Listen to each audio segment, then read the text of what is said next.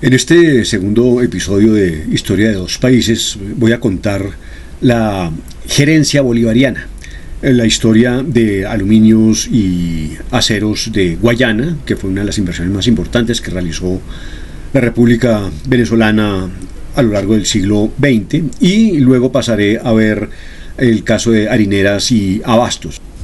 Entonces, entrando al caso de los aceros y aluminios, está Sidor, la siderúrgica del Orinoco, que fue creada en el 53, en el 62 ya estaba en funcionamiento, y esto se hizo con la energía del Guri, el río Guri, y la represa Raúl Leoni, que en su momento fue la mayor hidroeléctrica del mundo. Cuando Chávez toma el poder, reestatiza Sidor en el 2007, y como se ve del gráfico, la producción cae a un ritmo de 1 millón de toneladas cada año. Al tiempo hay una gran contratación, llega a 19.000 empleados en 2016, pero es que en 2016 la empresa ya no producía sino el 7% de lo que producía en el 2007. Entonces uno ve allí una serie de características que son muy específicas de la gerencia bolivariana. Hay una generosidad excesiva en lo laboral, una producción decreciente, unos incentivos perversos, puesto que el gobierno impone controles de precios y eso genera incentivos a que la gerencia o los trabajadores o gente por fuera de la empresa tome esa producción y la venda al negro. Y hay una inversión desperdiciada, se invierte y se invierte. Venezuela llegó a tener montos de inversión similares a los chinos, con resultados un poquito diferentes. Y esta inversión se desperdicia porque no está orientada a la productividad o a incrementar la producción, sino a generar contratos que permitan el cohecho. En algún punto la producción se detiene, y esto ocurre en todos los casos, es sorprendente, vamos a verlo a continuación.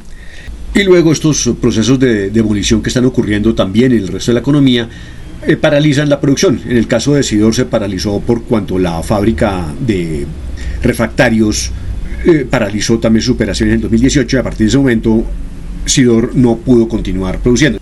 Y al final llega la característica más interesante de la demolición, y es que hay una canibalización de las instalaciones. Una vez que la empresa está paralizada, las instalaciones se canibalizan.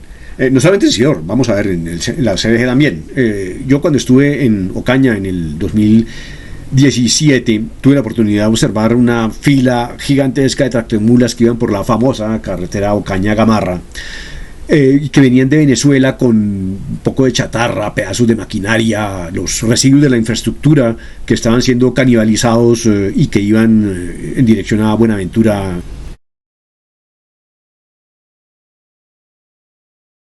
El mismo panorama se repite en el caso del aluminio.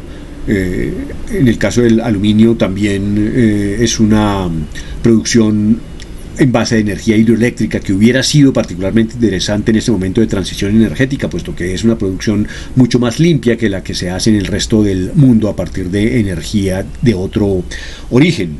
En el año 73 se funda la CBG, la Corporación Venezolana de Guayana, y con ella se inicia una extensión de las hidroeléctricas del Guri en Macagua, y con ellas simultáneamente se genera Alcasa, Benalum, Bauxilor, las empresas que producen la bauxita y el aluminio.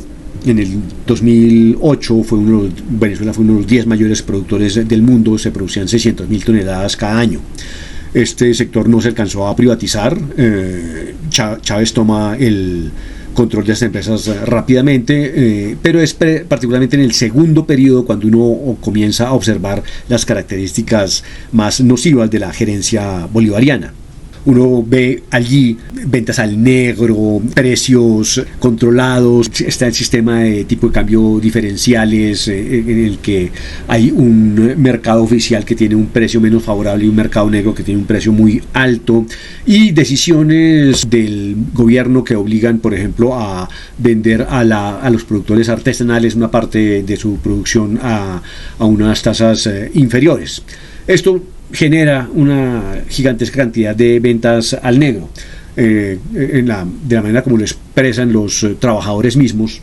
Ellos compraron 5 grúas chinas, por más que nosotros denunciamos que había que comprar repuestos para los equipos de grúas ESL, grúas del área de reducción, que adecuándolas con sus repuestos teníamos grúas para rato de buena calidad. Las bajaron, no existen, las chatarrearon.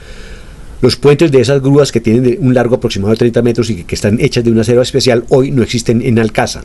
Las grúas chinas que montaron no sirven. Ese es el misterio de por qué desarman las líneas 3 y 4. ¿Qué hicieron con toda esa inversión? La Contraloría debería hacer una investigación seria con los trabajadores, no con ese tren gerencial, afirmó el director laboral de CBG Alcázar, Henry Arias. Ahora simplemente, según comentó Javier Torres, trabajador y sindicalista del movimiento 7 Voz Alcaciana, están desmontando las líneas de producción 3 y 4 después de semejante inversión hace apenas 6 años atrás. Torres comentó que el desmontaje de las celdas de producción es la estocada final para el cierre de la empresa. Entonces observamos esas mismas características de una excesiva generosidad en lo laboral, una producción decreciente, una demolición en el resto de la economía, particularmente en la energía, como lo comenté en el video anterior. Un apagón súbito del 2009 que paraliza la producción, pues porque la producción de aluminio se hace con energía eléctrica, y si no se apaga de una manera controlada, la capacidad productiva es destruida, como efectivamente se destruyó, y hubo que reinvertir. Y eso es lo que anuncian aquí estos trabajadores, que durante el 2011-2014 habían invertido $400 millones. Eso debería haber puesto nuevamente la empresa a producir normalmente, pero ya había sido chatarreada por segunda vez. Ya había sido el sector de aluminio fue demolido 2 veces. Entonces la gigantesca inversión que uno ve de Venezuela en esos años alcanzó a 42%. Es un nivel chino. Pocos otros países han tenido esos niveles de inversión, Venezuela y China. Esos niveles de inversión se desperdiciaron, fueron botados a la caneca. Y botó a la caneca la revolución bolivariana no solamente la bonanza, sino además el capital acumulado por Venezuela durante el siglo XX. Vamos a ver luego en el caso de PDVSA que también en ese caso los revolucionarios no entienden el concepto de capital como trabajo acumulado o capacidad productiva. Para ellos el capital es algo que se puede demoler. Y allí el testimonio de Guaicaipuro Alameda, que está en el siguiente video, es clave para entender cómo es que estos comunistas del siglo XXI, que ya no son marxistas, tienen un concepto de capital muy particular que creo que nadie lo ha puesto en blanco y negro, y que ciertamente no es el concepto de capital de Marx.